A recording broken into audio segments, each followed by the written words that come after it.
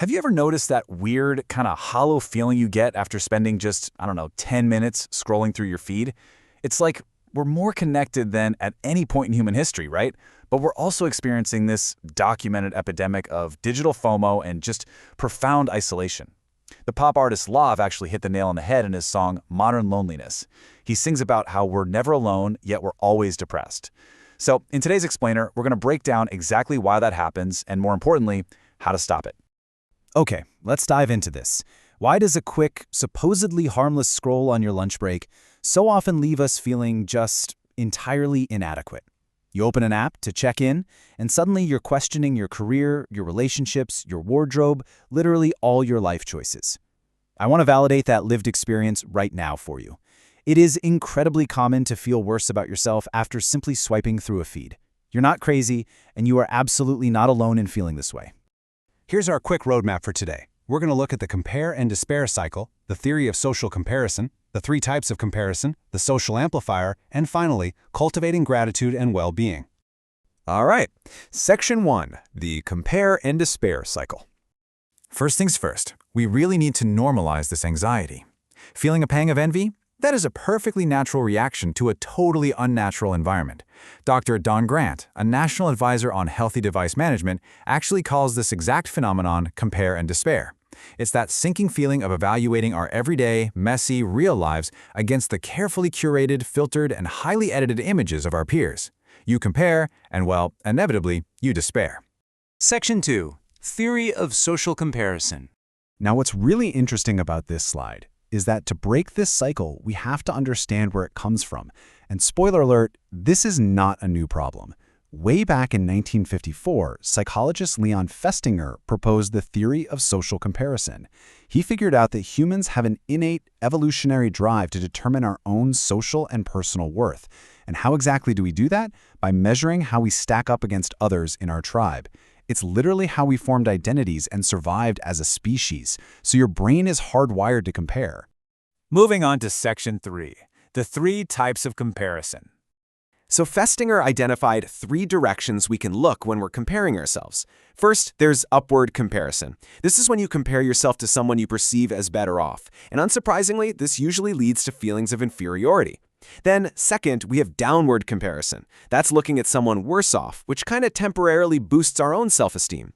And finally, lateral comparison. That's comparing yourself to an equal peer, really just to figure out your current social standing. So different comparison targets yield vastly different emotional results. But here's a crucial nuance you gotta understand. Upward comparison isn't inherently evil. Actually, scratch that.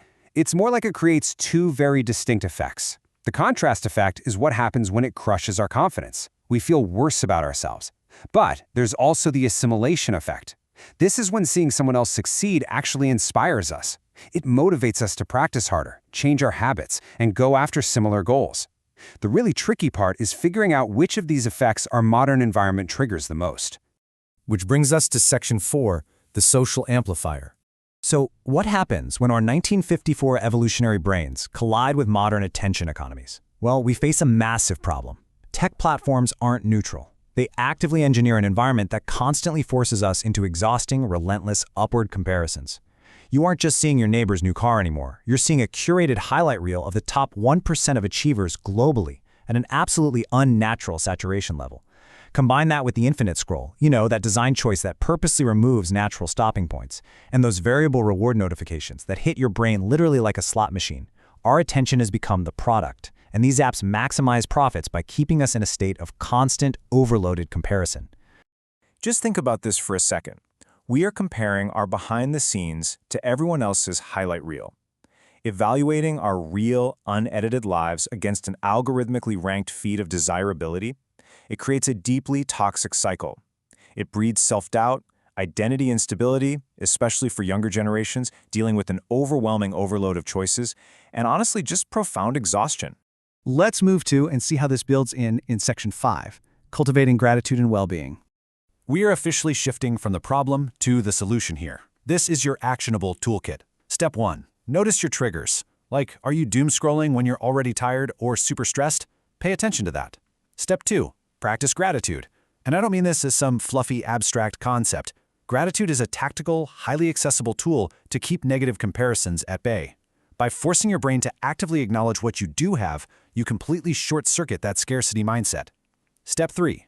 Take the best, leave the rest. Remember that assimilation effect we talked about? Lean into that. Let others' achievements be an inspiration and just toss the rest. Continuing to build our toolkit here. Step 4, focus on your unique character strengths. Step 5, radically accept your human imperfections. Because, newsflash, nobody is perfect, despite what a filter might suggest. And step 6, this one is a real secret weapon. Appreciate others' achievements authentically.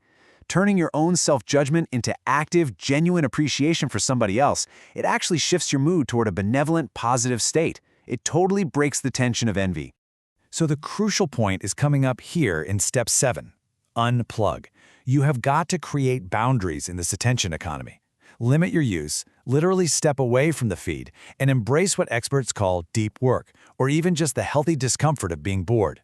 By unplugging, you reclaim your own cognitive space. And step 8? Well, this is the ultimate behavioral intervention. Compare you with you. Compare your current self with your past self. How have you grown?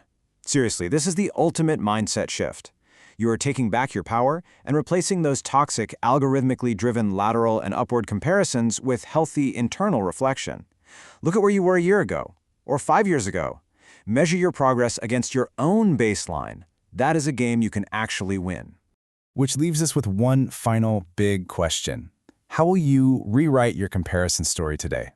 The next time you feel that hollow drop in your stomach while you're scrolling, remember that you have the power to just put the phone down. Step out of that illusion of competence the algorithm creates and ground yourself in your own real magnificent growth. Take back your attention, choose gratitude, and start comparing you to you. Thanks so much for joining me for this explainer today, and I challenge you to take action on your digital habits right now.